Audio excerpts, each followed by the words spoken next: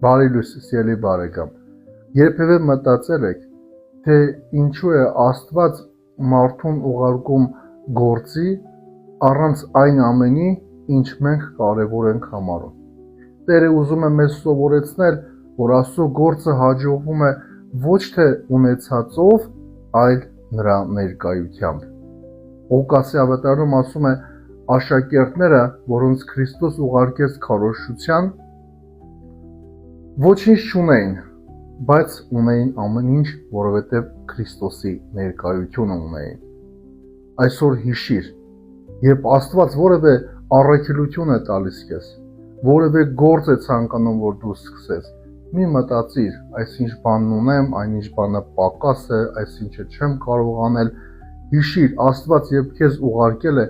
տվել է բոլոր կարողություններն ու հնարավորությունները, դու պարզապես քայլիր ու վստահիր Տիրոջը, օրհնյալ օր քեզ։